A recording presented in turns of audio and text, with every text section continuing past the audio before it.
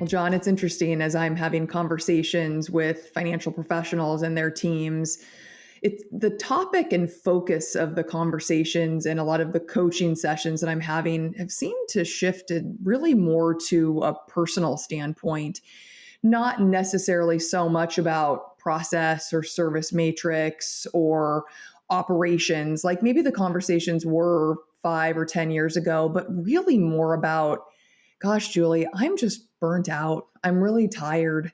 I've been through a lot. The world has been through a lot. My team's been through a lot. And I don't have a lot of fuel left in the tank.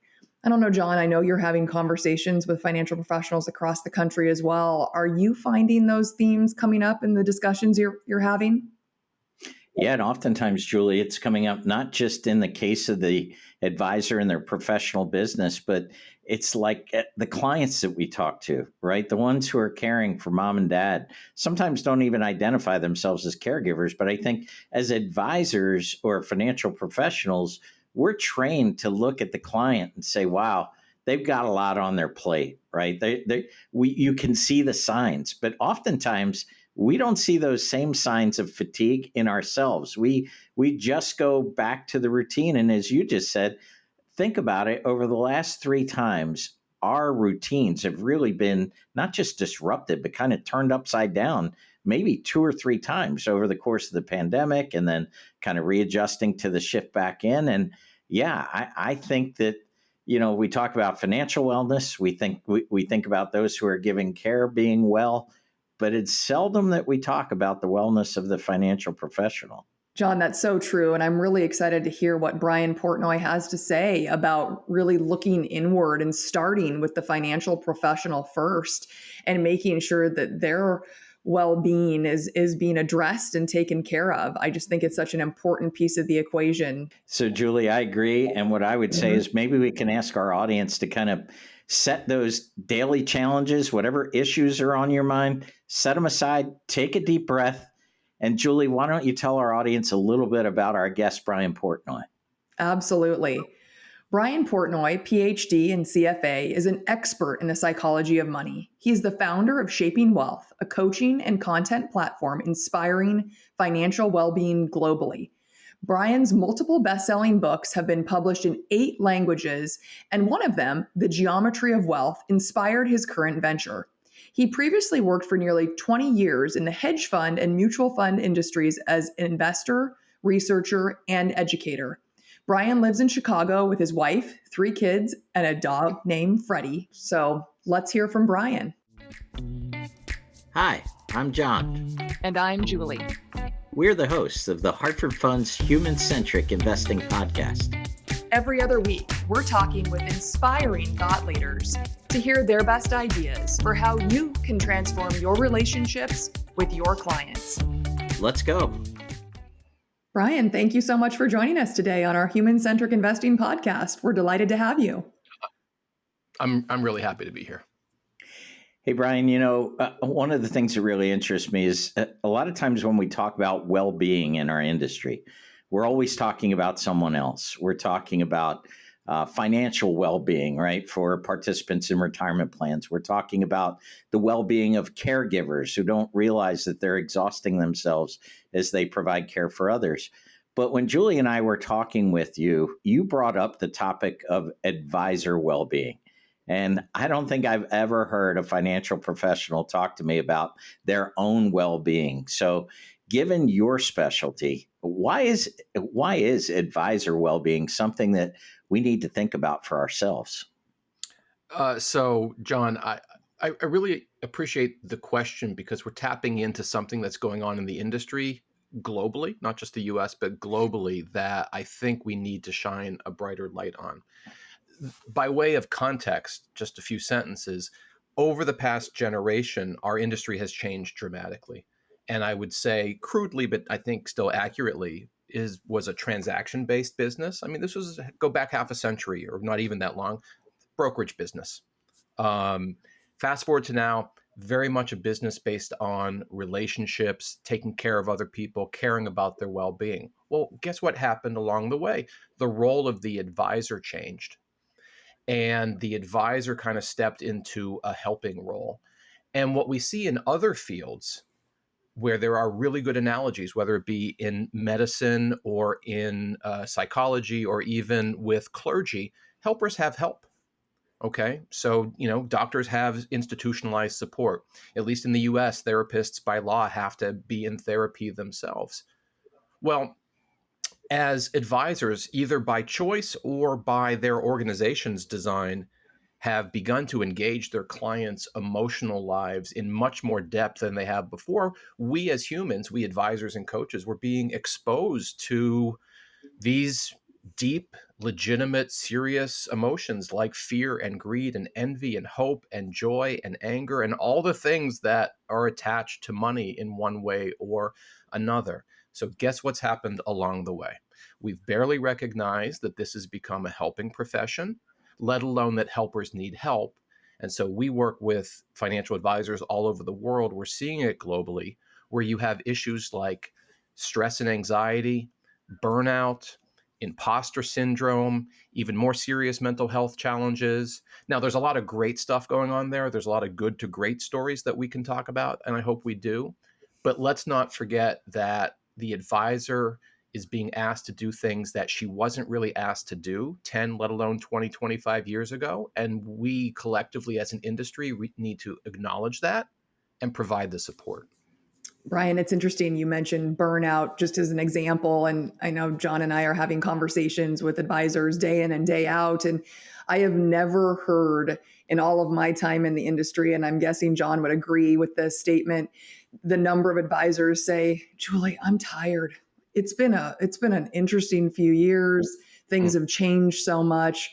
I'm just really tired. And it's interesting because, like I said, for them to even be, sharing that statement, I'm sure that that's even hard to get to the point where you're even verbalizing it. I'm sure many are thinking it, but they haven't actually said it out loud because then it's real. So what are some of the main trends, or, could we dig a little bit deeper into some of these themes that you're hearing, and how we might help advisors really take some steps to start addressing them? And maybe especially for those that haven't actually said the words out loud, maybe they're just swirling around in their minds and they're starting to feel it and think it. Yeah, so let's dive into this topic of burnout, because it is a distinct issue from a biophysical as well as an emotional perspective. We are collectively very tired. I mean, we cannot forget the context that it wasn't that long ago that we all endured and most of us survived a global plague. I mean, this is like a really big deal. And if you think about in sort of the collective challenge that we all faced in terms of just wild disruption to our daily lives, disruption in our family relationships, some of them quite dire. And then through that all, you had your typical market gyrations and other, sort of quote unquote normal financial planning considerations. This frontline advisor, because remember, we just established that the advisor is just not a technical expert, but a helper and a guide in somebody's life journey. I hear all the time exactly what you said, Julie. Like, I'm tired. I had lunch not that long ago with a senior advisor at a very prestigious firm, and he is very successful. He makes a great living. His clients love him. He's got a beautiful family. And as we're just kind of sitting around having a conversation, he's like, you know what? I'm just kind of exhausted all the time, and I feel like I can never catch up, which leads to his next comment, which is partly an answer to your second question. He then said, I don't have anybody to talk to about this. All right. I don't have anyone to talk to. And that sense of feeling alone is one of the scariest human experiences that we can have, because by definition, genetically, we are tribal, we are attached to community.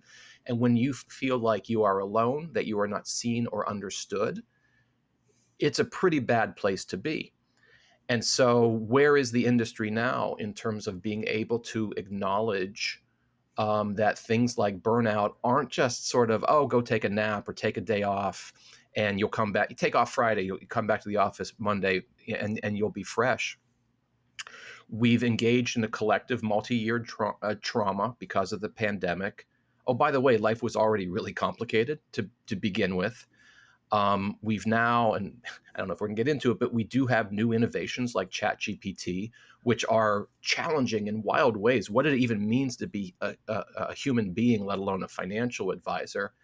And maybe I'll, establish how old I am when I quote the old commercial, "Calgon, take me away." It's like, I don't know how many listeners will get the reference. I think that was in the 70s. But so the ability to actually share with a colleague that you are just tuckered out, that you are tired, that you are burned out, that I don't know how commonplace that is. And I have not seen a widespread legitimization at big financial planning firms where they say, we get that you are just beat up and tired, and we're asking you to do more and more things. We got to think about, well, where does that conversation start? What are the resources that are needed in order to support people throughout their careers when they will inevitably face this burnout? And Brian, as I think about that, oh, by the way, if you can't find the Calgon bath, you could always take a bite out of your York peppermint patty, right? Which would take me to another place. So there you go. Yeah, We're in the same generation. Yeah. Yeah, we are. But as I think about holistic financial planning, which seems to be the direction, it's not only now the investment picture that we shoulder, but it's the emotional burdens. I mean, Julie and I have a very good friend who's a top financial advisor in the industry, and described to us a situation where she actually got a call from one of her planners who wanted her to call a client because this was an older client, female client, who is unfortunately thinking about taking her own life. And this financial professional had to step in and talk to the client, and eventually kind of talked to her long enough to convince her it wasn't the right thing to do. And I'm thinking to myself, as a financial advisor, first of all, there's got to be a tremendous sigh of relief, but there also has to be I'm not sure I signed up for this, let alone the emotional burden. So you mentioned about the difficulty. It doesn't seem that the industry has kind of institutionalized a place where people can talk to one another. What are some resources you see or that you recommend for advisors that feel like they're stressed out, burned out, over their skis, whatever it is? Where do you suggest they start looking for help? Yeah, and I just want to repeat that phrase because I had the exact same phrase in mind. I didn't sign up for this, which doesn't mean I don't care, but I feel like I'm out of my depth here. And in fact, one of my partners at Shaping Wealth, Dr. Joy Leary, PhD in psychology, practicing clinical therapist, we talk about this all the time with, the folks we work with in terms of, well, where is that line between financial advice and financial therapy, or just therapy per se? Mm-hmm. And that can be a dangerous place because you want to do the right thing. Advisors want to do the right thing, but man, am I qualified to have that kind of conversation? I mean, I think the answer is no, unless you can prove otherwise. So in terms of solution, I mean, maybe the three of us can anchor on just the word community or connectedness, and the different ways in which we can feel not alone, the ways in which we can, feel that we are being seen and heard and understood. And, then we can almost like Venn diagram wise, like think about, well, what are all the communities that you can maybe be exposed to, feel comfortable being vulnerable? Because especially in bigger organizations, that vulnerability could have career costs. Like, I don't want to show anybody that I'm weak. I don't want to show anybody that I'm struggling, because if they're seeing me as struggling, well, this other person's going to get the promotion, or the better accounts are going to be funneled in that way. So I think the first form of community we can talk about would be in the workplace itself. Just a flat out recognition, a validation that the role has changed, that these issues are front and center, and we, the firm, provide resources so that we can be talking about this in small group settings. We can give you access to, mental health professionals and mental health expertise. There's a variety of different, we don't have to design the actual tactical plan, but there's a variety of things that a firm can be providing. And it starts off with just the word validation. This is happening. This is real. This is serious. We get you. Now let's figure out how to move forward. That sort of takes a lot of the pressure out of it. That does, in my view, take so much, carries so much of the weight in this.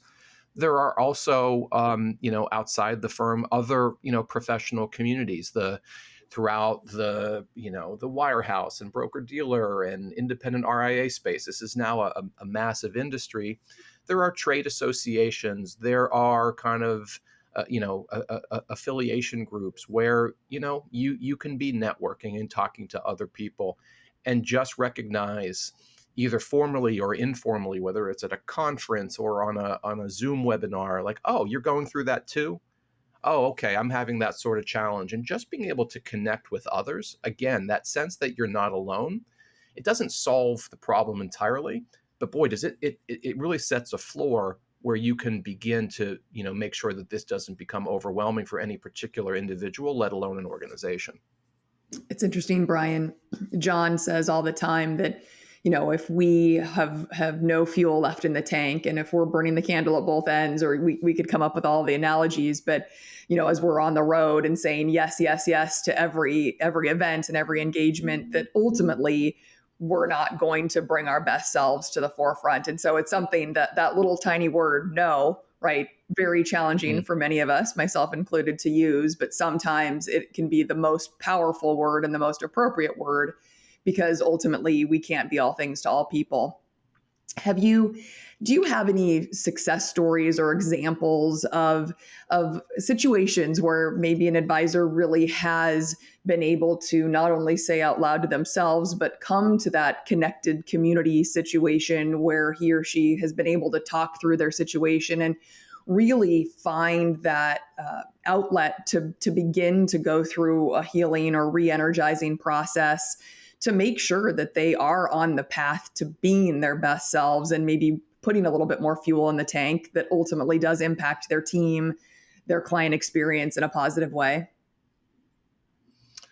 Yeah, so the short answer is yes. And what you said earlier reminded me of what my partner Joyce says, which is that you can't pour from an empty cup. Exactly. Yeah. So true. Um, Hard lesson to learn, though, at times, isn't it? yeah, well, it's a hard lesson to learn let's forget the fact that we're in the world of wealth management or financial advice. We're just human beings trying to be good to other people and find our way in a big confusing world. And I think, especially with the way the industry works, it's increasingly attracting people who want to be helpful. Um, you know, uh, what exactly do they say on the airplane when they give you the instructions that we now ignore because we've heard them a million times? In case of emergency, put your own mask on first. Guess what we never do? We don't put our own masks on first.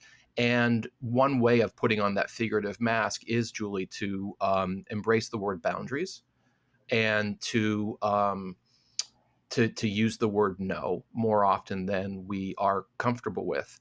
Another word that we can interrogate is the word busy. When you talk to people now, you run into your neighbor at the store or outside, or you're just talking to a friend. How you doing? How often now is the answer, I'm so busy? Very. And when happens all the time, I'm guilty of it sometimes. I'm cognizant of it, but I still say it. And to me, that word busy is to some extent a white flag that we wave in front of our own agency.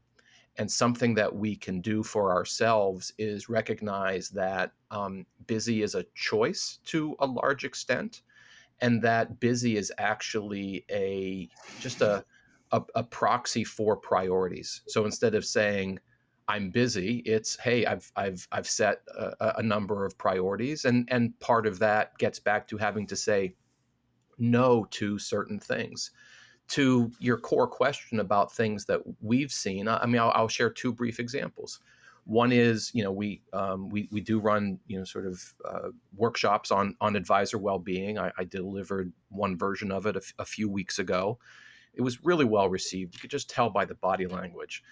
And over the next couple of days, over the course of the conference, I had 7 different advisors, none of whom I've ever met before, in one way or another, say to me, "Thank you for saying that all out loud.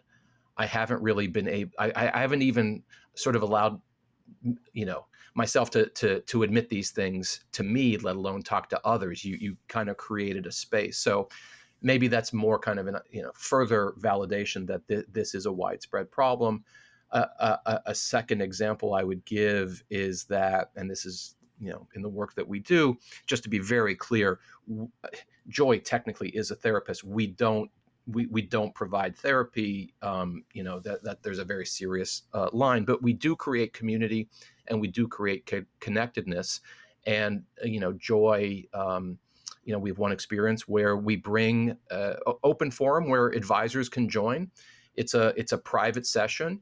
Be respectful. Don't repeat what you heard, but feel free to be vulnerable if you'd like. And we've got advisors from 3 or 4 different continents now that sort of show up for these what we call office hours. I don't go.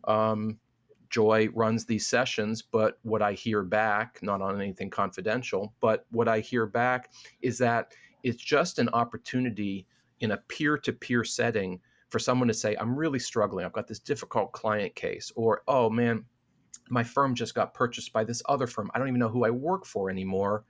And I'm struggling with that." And what seems to be happening in that forum is inevitably other people saying, "I'm dealing with the same thing.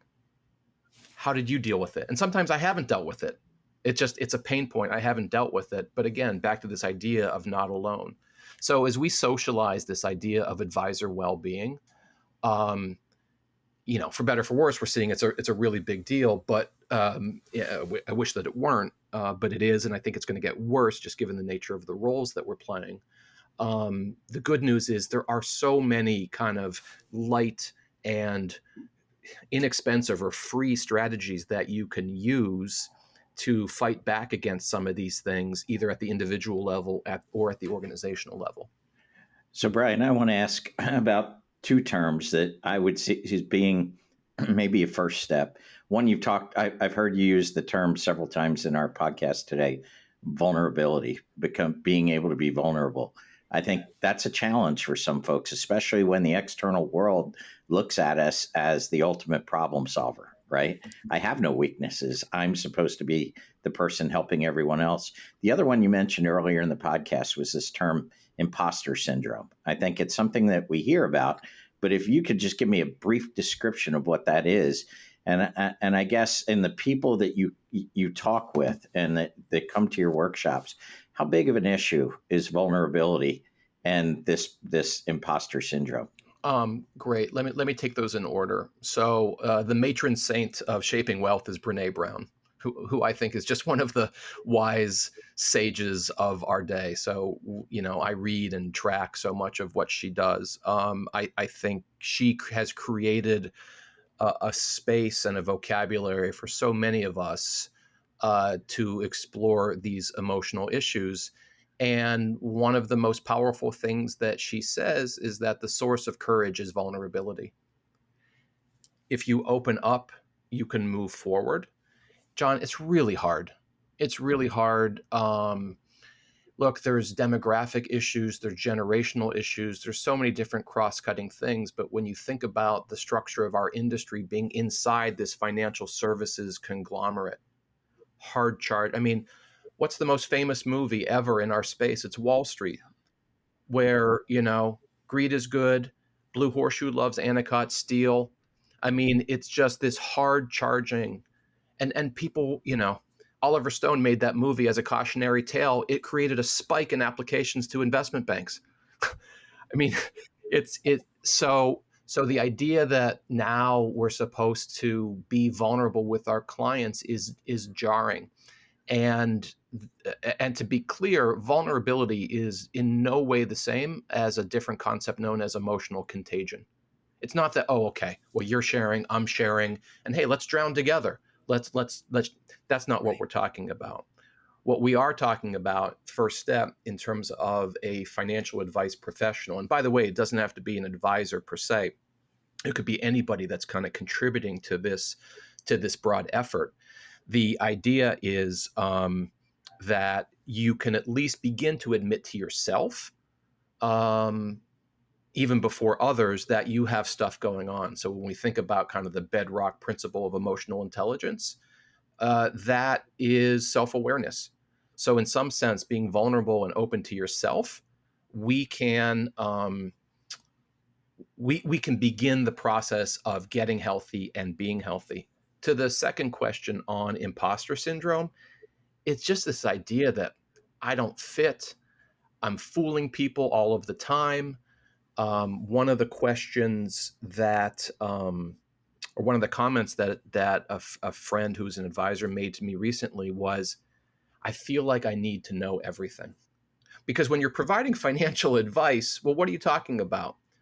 The stock market, the bond market, local politics, global politics, macroeconomics. And the client calls, oh, I'm really worried about fill in the blank political party taking over. When they take over, I'm screwed.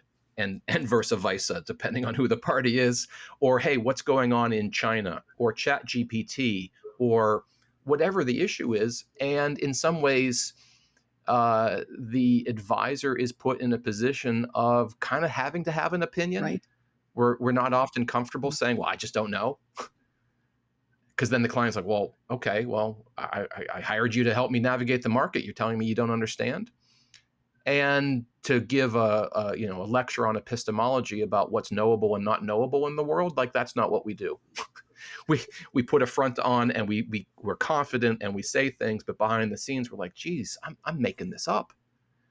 And so this idea that we need to be an expert in so many different things, it leads us to think that we're not authentic, that we're frauds, so to speak, that the good things that might be happening, they're not deserved. Well, that is, the more we raise that issue and the more we listen, that issue of being of imposter syndrome is rampant in the industry. It's so interesting, Brian, and my mind is swirling and I have so many thoughts and ideas. What would you say before we wrap up on this really important topic is truly the first step for anyone listening that one of these topics or thoughts has crept into their mind, or they're thinking, he really gets me, he's speaking to me. What as they finish up listening to this podcast, what would be the first step that you would recommend them taking? Go through the two-step process of the two-word process of permission and validation.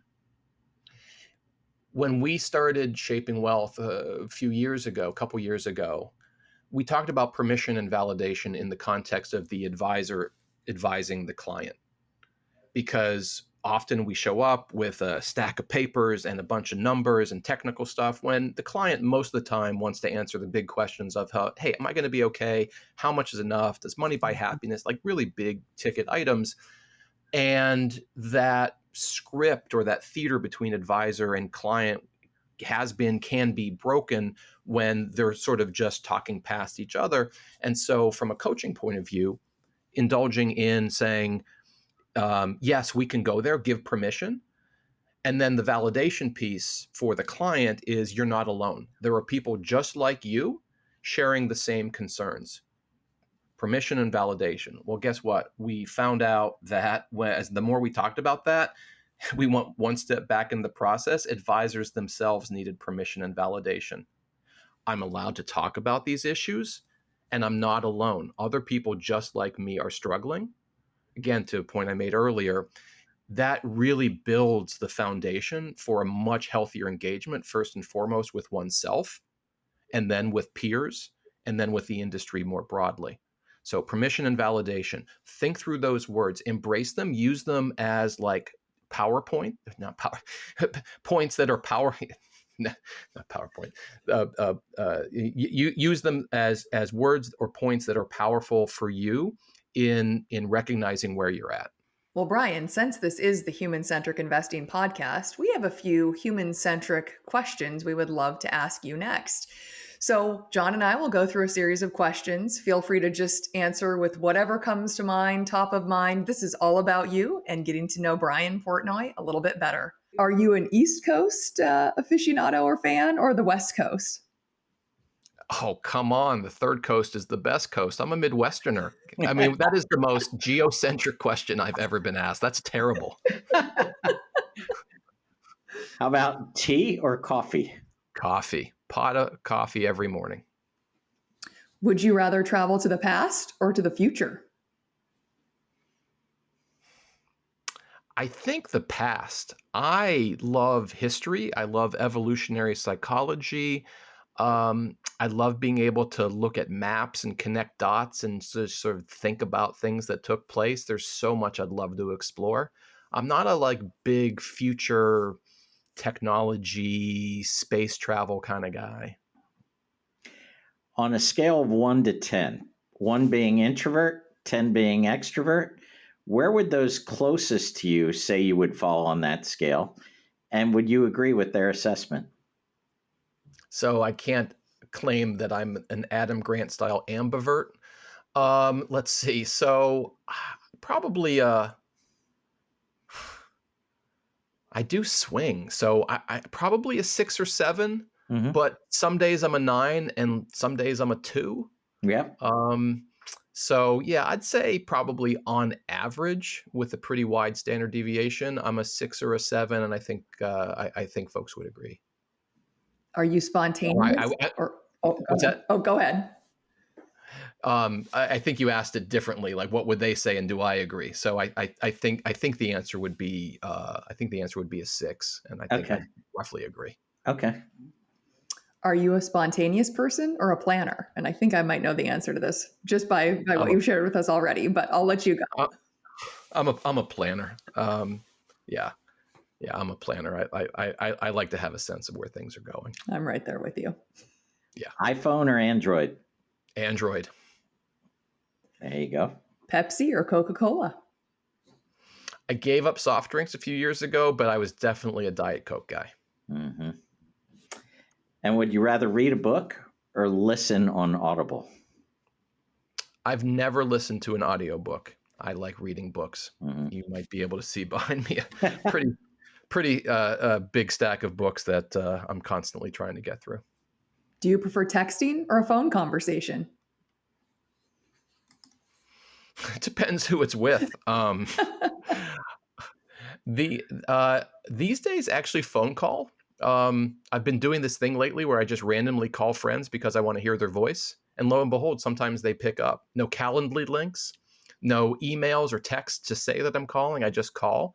And lo and behold, other people want to talk live too. It's pretty funny. Thank you so much, Brian. And I know you've mentioned Shaping Wealth a few times during our discussion. And Shaping Wealth is a learning and development platform powered by behavioral science, training financial advisors in the psychology of financial planning. They bridge leading evidence-based insights from behavioral finance, positive psychology, and emotional intelligence with timeless wisdom on a life well lived to deliver experiences that serve individual growth, team building, and client engagement. And maybe, Brian, to wrap up this episode, why don't you tell listeners where they could find a bit more information or insights on Shaping Wealth? Well, thanks, Julie. Nice of you to mention all that. It's real simple, shapingwealth.com. It sort of sets out what our mission is and what we're all about and how we are engaging the global advice community. Perfect. Well, thank you again for being a guest with us on the Human Centric Investing Podcast. My pleasure. Thanks for listening to the Hartford Funds Human Centric Investing Podcast. If you'd like to tune in for more episodes, don't forget to subscribe wherever you get your podcasts and follow us on LinkedIn, Twitter, or YouTube.